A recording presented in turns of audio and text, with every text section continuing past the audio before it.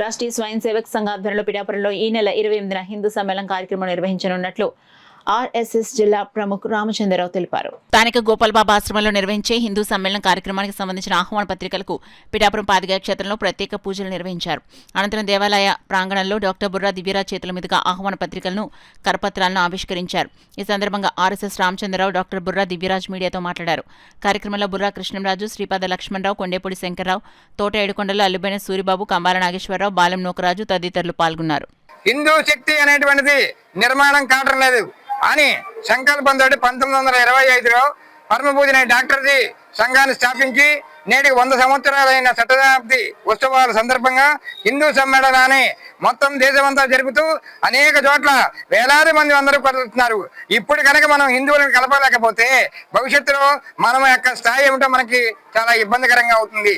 కాబట్టి భక్తులందరూ కూడా భక్తే కాదు ఈ దేశాన్ని రక్షించ మనకి కష్టాలు వస్తే భగవంతుడు రక్షించంటాం. మరి ఆ దేవుడికి దేవాలయాలకి కూడా కష్టం వస్తే ఎవరు రక్షించాలి?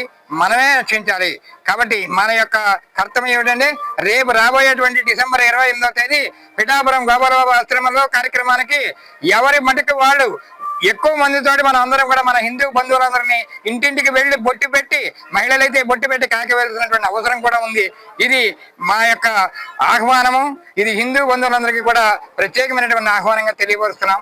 మన సనాతన హిందూ ధర్మం పాటిస్తూ ఆర్ఎస్ఎస్ ఎంతో కృషి దేశవ్యాప్తంగా అలాగే అంతర్జాతీయంగా కూడా తమ యొక్క ధర్మాన్ని చూపిస్తున్నారు.